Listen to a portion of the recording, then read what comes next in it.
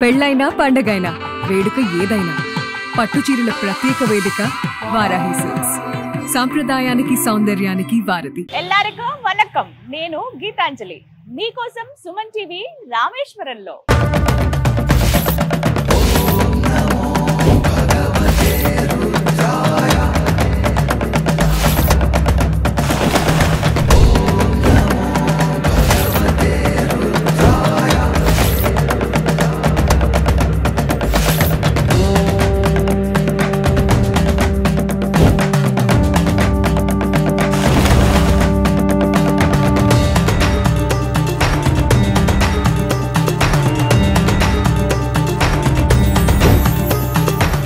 రామేశ్వరంలో Suman TV. శ్రీరామచంద్రుడు పూజించిన జ్యోతిర్లింగాలలో ఒక్కటైన రామేశ్వరం అత్యద్భుతమైన పుణ్యస్థలం అండి. ఇక్కడికి రావాలే కానీ అది మన జన్మ ధన్యమైనట్లే. చూడాలే కానీ ఎన్నో ప్రదేశాలు. అందులో భాగంగా రామేశ్వరంలో ఖచ్చితంగా చూడవలసిన ప్రదేశాల్లో ఒకటనేది నటరాజస్వామి దేవాలయం.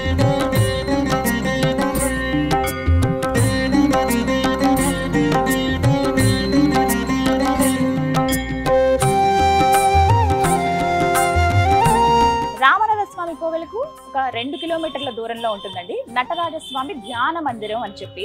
ఇక్కడ స్వామి ఎంత బాగుంటారో, పంచలోహాలతో ఆ శివయ్య కనిపిస్తారు మనకి. వెళ్ళి దర్శనం చేసుకుందామా? అలాగే ఈ ఆలయ ప్రతిష్టాపన వివరాలు కావచ్చు, మొత్తం ఈ ఆలయం అంతా కూడా ఈ వీడియోలో నేను మీకు చూపిస్తాను. రండి వెళ్దాం.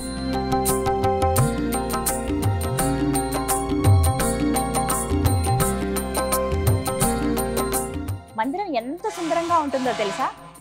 మన లోపలికి అడుగు పెట్టడమే పెద్ద రాజద్వారం మనకు కనపడుతుందండి. చక్కగా ఎంత నీట్గా చెక్కారు. అవి కూడా మనకి లోహంతో ఉంటుందన్నమాట.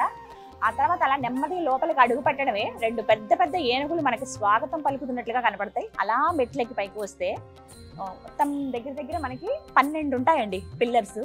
మంచి కలర్ కాంబినేషన్ కూడా గమనించండి మీరు ఒకసారి. గ్రే కలర్ అలాగే గోల్డ్ కలర్ అనమాట. అంటే ఎంత దూరం నుంచి చూసినా ఇట్టే అట్రాక్ట్ అయ్యే కలర్స్ ఇవి. అలా అవన్నీ చూసుకుంటూ అడుగులు అడిగేసుకుంటూ దగ్గరికి వెళ్తే కనిపిస్తారు ఆ నటరాజస్వామి. ఎంత అందంగా ఉంటారో.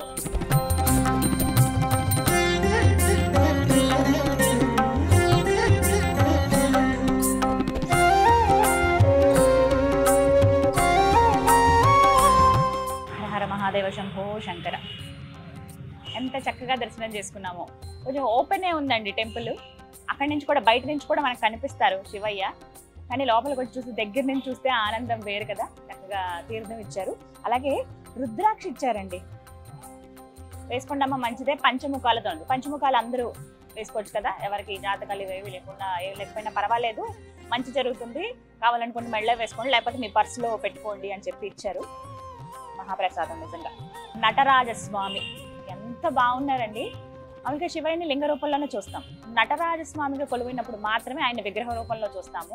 అసలు ఏమి అందం కదా. ఆయన మోమే ఎంత ముగ్ధ మనోహరంగా ఉందో. కోటరేసిన ముక్కు ఫస్ట్ నాకు అదే కనిపించింది. స్వామివారివి అలాగా అడ్డబొట్టు కానీ, అలాగే ఆ ముద్ర, మరీ ముఖ్యంగా నటరాజస్వామి ముద్ర మనం నాట్యం చేసేటప్పుడు చూస్తాం కదా.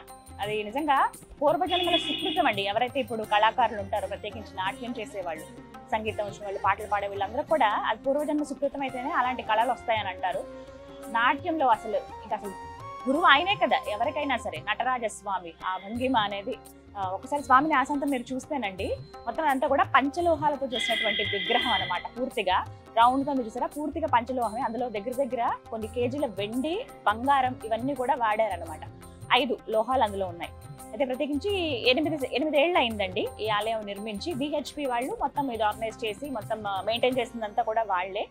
చాలా చక్కగా ఉంది టెంపుల్ అయితే. అండ్ పక్క ముందుగా చూస్తున్నారు కదా, అదంతా కూడా టేక్ వుడ్, దాంతోనే చేశారు. కోట్లలో ఖర్చు అయిందట ఆలయ నిర్మాణానికి.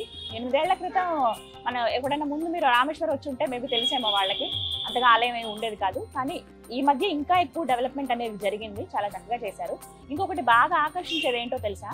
స్వామివారి రూపం ఒకటైతే కొంచెం ముందుకి ఇలా వచ్చి ఇంకా దేవుడి దగ్గరికి వెళ్లే ముందే ఒకసారి తలెత్తి పైకి చూస్తే 64 ముద్రలు ఏవైతే నాట్యాల్లో ఉంటాయో దానికి సంబంధించిన ముద్రలు శివయ్య నాట్యం చేస్తున్నట్లుగా మనకు కనిపిస్తుంది. ఓపికతో చూస్తే భలే ఉంటుందండి. ఇప్పుడు కూడా పైన ఇలా నెమ్మదిగా చూసుకుంటూ రావచ్చు. అలాగే మనం ప్రదక్షిణ చేసేటప్పుడు కూడా శివుడికి నామాలన్నీ కూడా ఉంటాయి. అలా స్వామిని స్మరించుకుంటూ రావచ్చు అనమాట. ఓ పక్కనేమో అక్కడ శ్రీ రామనాథ స్వామి, లింగ రూపంలో మనకు దర్శనమిస్తారు. ఇంకా కొంచెం చూడాల్సిన ప్రదేశాల్లో నటరాజస్వామి దేవాలయం కూడా ఒకటి చాలా బాగుంటుంది.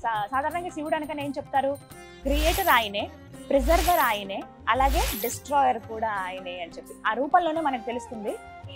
అపస్మార అనేటువంటి ఆ వ్యక్తి ఎవరైతే ఉంటారో అతని కాలు పైన ఇలా పెట్టాడు. మనకి మామూలుగా మన హిందూ మైథాలజీ ప్రకారంగా చూస్తే అపస్మార అంటే ఇగ్నోరెన్స్ అనమాట, అంటే పట్టించుకోకుండా ఉండేటువంటి ఉంటుంది కదా, లెక్క చేయని తనం అని అంటారు కదా, ఇగ్నోరెన్స్ అని. అలాంటి వాటిని అణిచిపెట్టి ఉంచుతాడనమాట ఆ శివయ్య.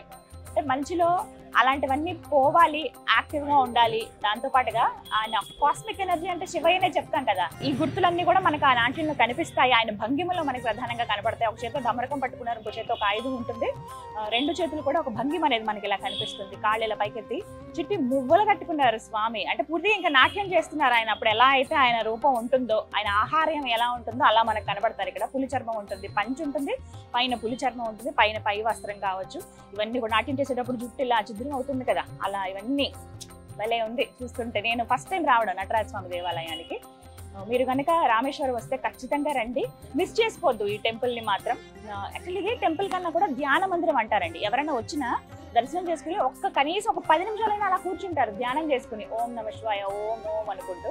ఖచ్చితంగా వాళ్ళకి ఆ శివయ్య అనుగ్రహం ఉంటుంది, ఆయన సమాధానం ఇస్తారని చెప్తారు. ఇంకా ఇక్కడ రామేశ్వరం ప్రజలకి నమ్మకం ఏంటో తెలుసా, ఏదైనా బిజినెస్ స్టార్ట్ చేసినా, ఏదైనా కొత్తగా ఏదైనా పని ప్రారంభిస్తున్నా, చదువుకునే పిల్లలైనా కానీ ఖచ్చితంగా దేవాలయానికి వస్తారండి. వచ్చి స్వామికి దండం పెట్టుకుని పూజ చేయించుకొని కాసేపు ఇక్కడ ధ్యానం చేసుకుని వాళ్ళ కోరిక ఏంటో చెప్పుకుని వెళ్తారంట.